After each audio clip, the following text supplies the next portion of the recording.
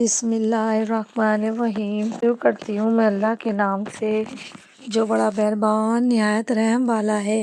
حضرت انس صلی اللہ علیہ وآلہ وسلم بیان کرتے ہیں کہ نبی کریم صلی اللہ علیہ وآلہ وسلم کو ایک مرتبہ اونگ آئی، پھر آپ صلی اللہ علیہ وآلہ وسلم نے مسکرا کر سر اٹھایا تو صحابہ صلی اللہ علیہ وآلہ وسلم سے پوچھا، اے اللہ کے رسول صلی اللہ علیہ وآلہ وسلم، آپ کو کس چیز نے خوش کیا؟ آپ صلی اللہ علیہ وآلہ وسلم نے فرمایا، ابھی مجھ پر ایک سورت نازل ہوئی ہے۔ پھر آپ صلی اللہ علیہ وآلہ وسلم نے فرمایا، انہیں سورہ کوثر کی تلاوت کر کے فرمایا، جانتے ہو کوثر کیا ہے؟ صحابہ نے عرض کیا کہ اللہ اور اس کا رسول ہی بہتر جانتے ہیں۔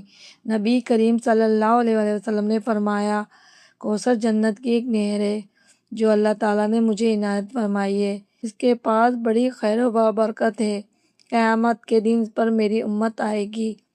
اس نہر کے پیالے آسمانوں کے تاروں کی طرح بے شمار ہیں۔